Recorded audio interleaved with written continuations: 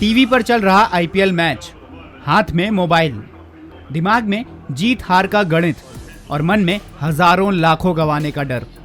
सट्टेबाजी के नशे में ये हर शाम की कहानी होती है। बदलते समय के साथ अब सट्टे का ये खेल ऑनलाइन होने के साथ साथ ज्यादा आसान भी हो गया है। पेश है सट्टेबाजी पर भास्कर की पड़ताल की दूसरी रिपोर्ट।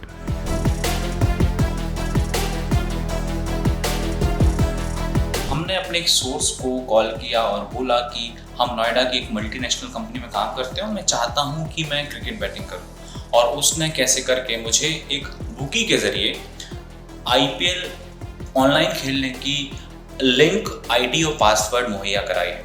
मैंने उस प्लेटफॉर्म पर लॉगिन किया है और आप अपनी स्क्रीन पर देख पाएंगे कि वो किस तरह से खुलता है और खुलने के बाद कैसे, जिस तरह से शेयर मार्केट में एक ट्रेडिंग होती है, उसी तरह का मेन्यू कार्ड मेरी स्क्रीन पर खुल गया है और उस पर मैं अब बैटिंग कर सकता हूँ। बैटिंग भारत में पूरी तरह से इलीगल है, इसलिए मैं इसमें कोई भी बैट नहीं लगा सकता हूँ।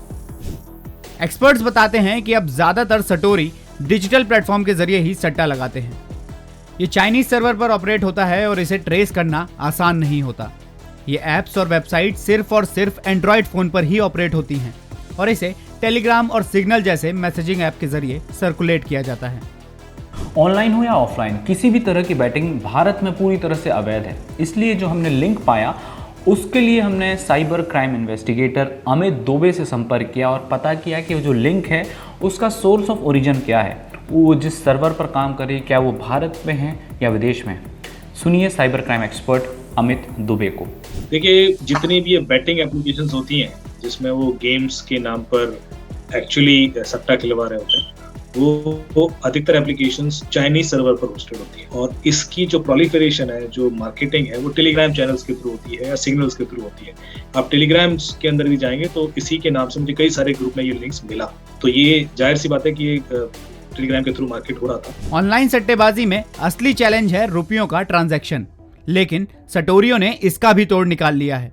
इस तरह के ट्रांजैक्शन करने के लिए साइबर अपराधी यूपीआई चैनल का इस्तेमाल करते हैं। कैसे, आप भी समझिए। नॉर्मली जो पेमेंट होता है वो यूपीआई के थ्रू होता है और यूपीआई से जो बैंक अकाउंट्स लिंक्ड होते हैं वो ऐसे लोगों के नाम पर होते हैं जिनको पता ही नहीं होता कि उनके नाम पे अकाउंट चल रहा है। चाहे वो नंबर हो, मोबाइल नंबर, वो भी किसी ऐसे व्यक्ति के नाम पर होगा जिसको पता नहीं होगा कि उसके नाम पर ये वाला नंबर चल रहा है। इसी तरह से बैंक अकाउंट भी ऐसे व्यक्ति के नाम पर होगा और फिर उस बैंक अकाउंट में जो पैसा आता है वो भी तुरंत बाहर निकाल दिया जाता है, इंटरनेशनल ट्रांसफर के थ्रू बाहर निकाल देते हैं। और ये 6-8 महीने, 4 महीने से ज्यादा कभी भी कोई वेबसाइट या इस तरह के अकाउंट सस्टेन नहीं करते। तो जब तक पुलिस की कार्रवाई होती है और डेटा वगैरह कलेक्ट करके इन्वेस्टिगेशन करते हैं, तब तक वो बैंक अकाउंट खत्म हो जाते हैं। जितने भी बुकी हैं छोटे बड़े, उन लोगों ने सबने अपने एप्लीकेशन और अपनी वेबसाइट्स बनवा ली हैं। तो ये पूरा का पूरा खेल जो है अब वो ऑनलाइन हो गया है और ऑनलाइन गेम को अब ये जो बुकीज हैं ये बटन का काम बोलते हैं कि अब सारा खेल बटन पे आ गया है। तो वो पूरी की पूरी चीजें, लैंग्वेज, सारी चीजें वही हैं, लेकिन सिर्फ इतनी ही बात बदली है कि बटन पे खेल हो गया है। और हाँ, दूसरी चीज इसके अंदर अब ये हो चुकी है कि पहले जो है कैश का लेन देन होता था और आपको कैश जो है वो उनके आदमी को आने पर दिया जाना है या फिर आपको खुद उसको हवाला करके पहुंचवाना है या आपको फिजिकली पहुंचाना है। लेकिन अब जो है उनके पोर्टल के ऊपर ही कैश जो है डिपॉजिट करने की अरेंजमेंट है। आप जो कैश उनके पोर्टल पे डिपॉजिट करेंगे वो सपोज अगर आप 100 रुपए उसमें डिपॉजिट कर रहे हैं तो वो 2 रुपए पहले ही आपसे कन्वीनियंस चार्ज काट लेगा। अब ये जो है उनको मालूम पड़ चुका है कि जुआरी की जो लत है वो इतनी बड़ी होती है कि वो 1-1.5%, 2% के लिए आपसे जिद नहीं करेगा कि नहीं, मुझे नहीं देना है। सट्टेबाजी की दुनिया में धड़ल्ले से करोड़ों रुपए लगाए जा रहे हैं, फिर भी पुलिस ऑनलाइन क्रिकेट बैटिंग को नहीं रोक पा रही। इसे लेकर भी हमने एक्सपर्ट से सवाल किया। इसका एक कारण है कि जो एक कारण ये है कि टेक्नोलॉजी वाइज जो पुलिस की इन्वेस्टिगेशन अप्रोचेस हैं वो कांड होने के बाद इन्वेस्टिगेशन करने में इच्छा जाहिर करते हैं, पहले नहीं करते। कुछ प्रोएक्टिव अप्रोचेस नहीं होती कि बैटिंग रोकी जाए। यदि कोई कंप्लेन आती है कि हाँ भाई वहाँ ऐसा हो रहा है, उसके बाद उनकी कार्रवाई शुरू होती है। दूसरा, ये भी देखा गया है कि ये गेम छोटा गेम नहीं, ये कुछ लोगों का गेम नहीं है। जाहिर सी बात है कि ये बिना पॉलिटिकल सपोर्ट के या कोई लोकल गवर्निंग सपोर्ट के नहीं संभव है। सट्टेबाजी के चलते कई लोगों को मेंटल हेल्थ की परेशानी से जूझना पड़ता है।